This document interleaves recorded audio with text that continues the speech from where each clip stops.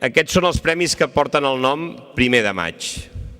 I he llegit el manifest que les organitzacions sindicals han fet i han elaborat pel 1 de maig del 2007.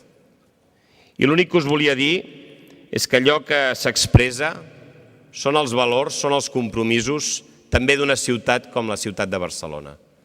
Per tant, quan en aquest manifest es parla d'una Europa social, d'un món en el que hem de construir la pau, quan es diu treballar per la pau i contra el terrorisme, quan es demana més democràcia a Europa, aquests són valors de la ciutat de Barcelona. Però a més s'expressen alguns punts que són prioritats i que a més han d'estar sotmès a debat i s'han de potenciar.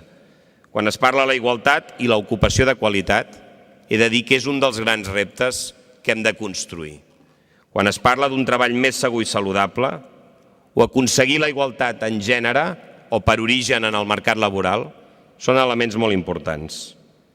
I si es parla de les persones en dependència o persones grans, persones amb discapacitat, en el qual nosaltres ara hem d'anar a construir una nova ofensiva en drets socials que seran universals, quan parleu de millorar salaris, d'eliminar la discriminació retributiva, quan parleu de serveis públics de qualitat o quan parleu d'anar a poc acabant amb la temporalitat, que és molt elevada, en un context de generació de molts llocs de treball encara hi ha massa precarietat.